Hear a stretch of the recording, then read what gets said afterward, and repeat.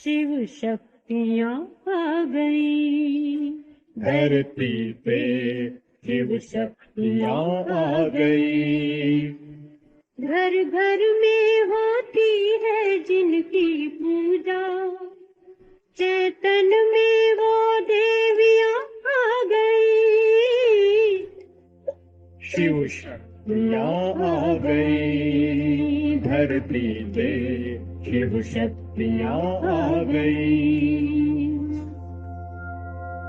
भारत आध्यात्म प्रधान देश है, जिसकी सभ्यता एवं संस्कृति बहुत प्राचीन एवं श्रेष्ठ थी। ये श्रेष्ठ सभ्यता और संस्कृति हमारे त्योहारों में झलकती है, परंतु इन त्योहारों के पीछे बहुत गहरा जीवन जीने का रहस्य समाया हुआ है और जीवन जीने के कुछ महत्वपूर्ण तत्वबोध समाया है। ऐसा ही ये नवरात्र का त्योहार है।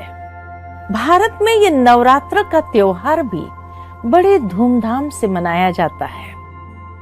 नवरात्र में शिव शक्तियों की विशेष पूजा करते हैं और उनसे शक्ति प्राप्त करने की इच्छा रखते हैं।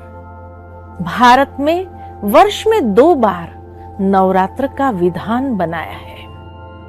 विक्रम संवत के पहले दिन अर्थात चैत्र मास शुक्ल पक्ष की प्रतिपदा पहली तिथि से 9 दिन अर्थात नवमी तक, और इसी प्रकार ठीक 6 मास बाद अश्विनी मास शुक्ल पक्ष की प्रतिपदा से महानवमी अर्थात विजयदशमी के पूर्व दिन तक। परंतु सिद्धि और साधना की दृष्टि से शारदीय नवरात्रि को ज्यादा महत्वपूर्ण माना गया है।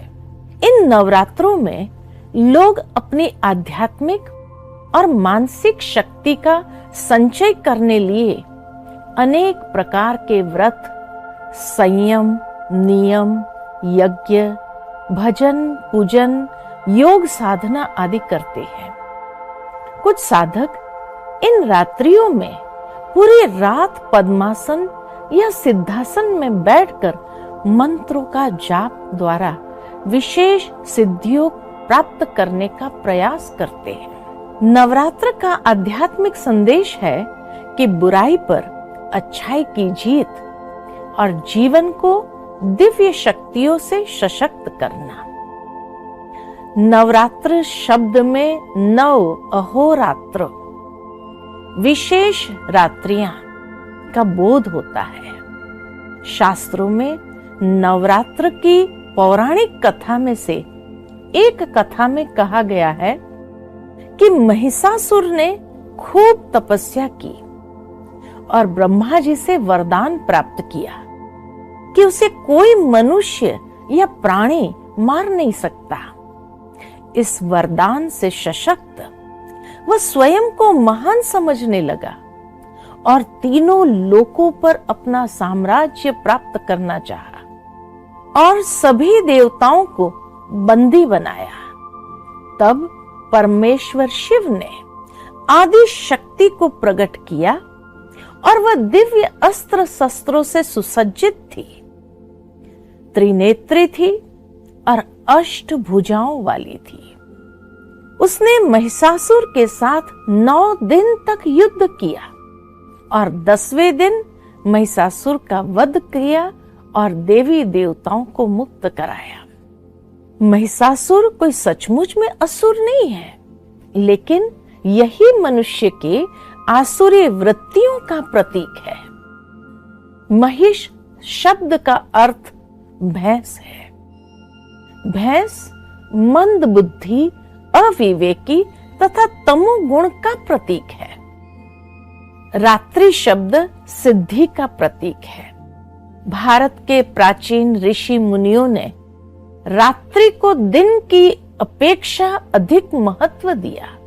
इसलिए दीपावली, होलिका, शिवरात्रि, नवरात्रि आदि उत्सवों को रात में ही मनाने की परंपरा है।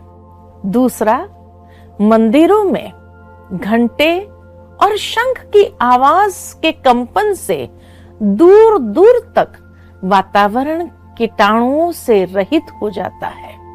वास्तव में इन त्योहारों को मनाने के पीछे कुछ वैज्ञानिक कारण भी होते हैं। यही दिव्य शक्तियां पृथ्वी को भी संतुलित बने रहने की ऊर्जा प्रदान करती है।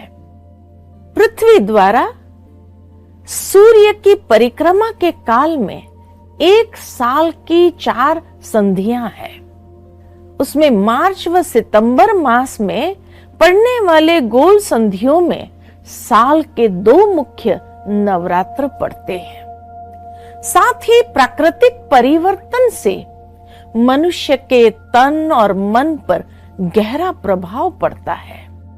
ऋतु परिवर्तन और सौर्य ऊर्जा के प्रभाव से मनुष्य के शरीर में ऊर्जा का स्तर परिवर्तित होता है और यह उसके मन को प्रभावित करता है। जब ऊर्जा का स्तर बढ़ता है तब उसमें सात्विक प्रकृति विकसित होती है, अर्थात सकारात्मक ऊर्जा बढ़ती है। मनुष्य में सकारात्मक ऊर्जा बनी रहे, उसके लिए उन्होंने इन त्योहारों का निर्माण किया है, जिससे उमंग उत्साह में रहकर व्यक्ति के जीवन में सकारात्मक ऊर्जा का स्तर बढ़े और वह स्वयं में सात्विक प्रकृति को विकसित कर सके। दूसरा, इस ऋतु संधिकाल के समय रोगाणु आक्रमण की सर्वाधिक संभावना होती है, अर्थात शारीरिक बीमारियां बढ़ती है। अतः उस समय स्वस्थ रहने के लिए और तन मन को निर्मल और पूर्णतः स्वस्थ रखने के लिए मनुष्य उपवास एवं रास गरबा करते हैं, जिससे उसके शरीर का शुद्धिकरण हो जाता है।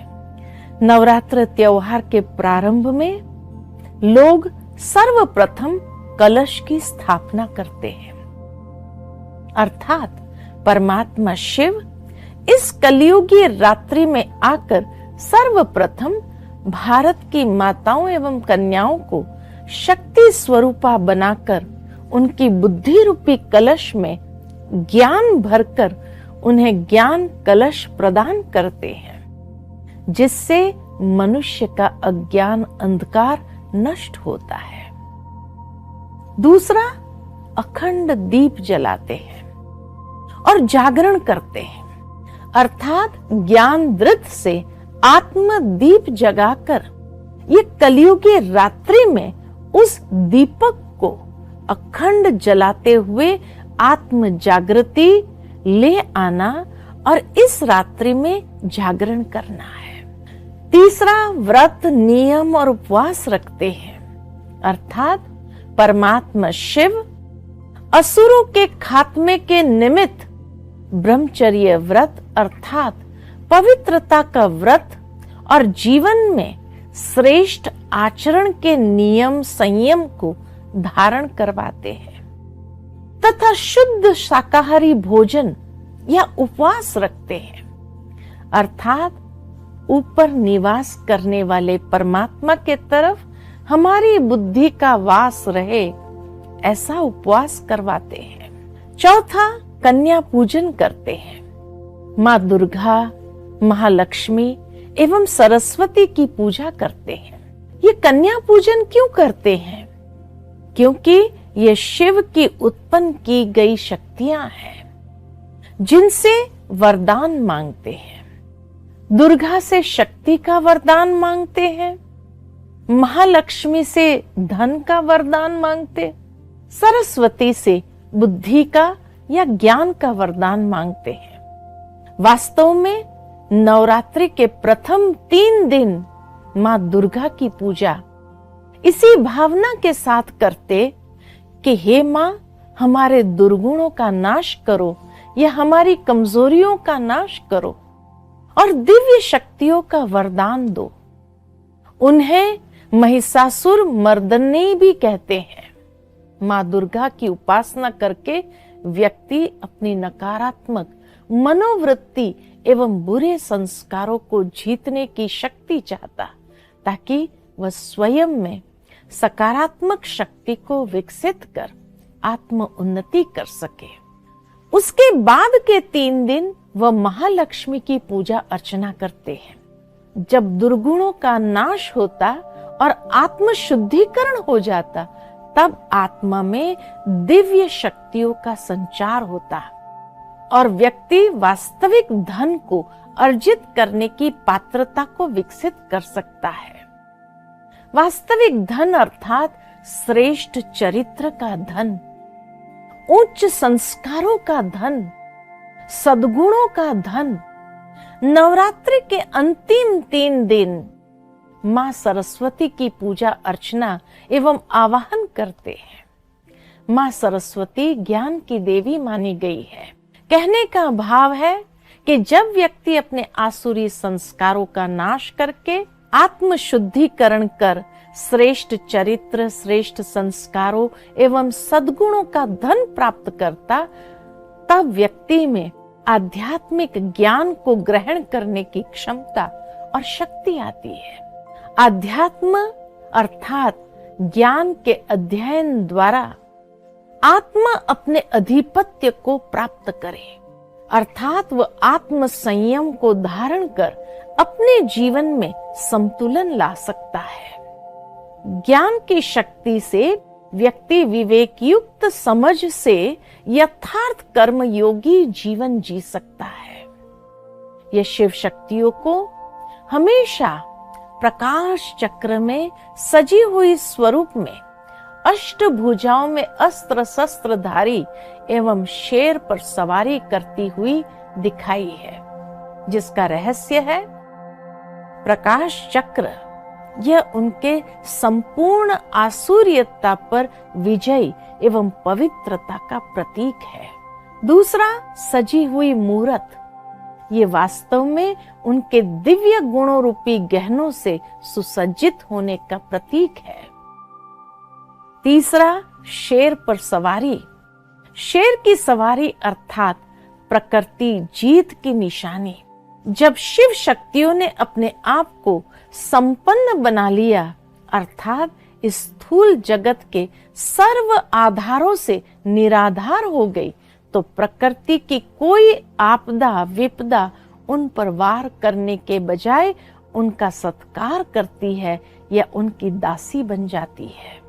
चौथा, अष्टभुजा में अस्त्र शस्त्रधारी। यह योग के दिव्य अष्ट शक्तियों रूपी शस्त्रों द्वारा माया के विरुद्ध अहिंसक आध्यात्मिक युद्ध व विकारों पर पूर्ण विजय प्राप्त करने की निशानी है। यह अष्टभुजा में अष्ट अलंकारों का आध्यात्मिक रहस्य क्या है? इन अलंकारों में यह देवियां सजी हुई है, परंतु यह हिंसक नहीं है।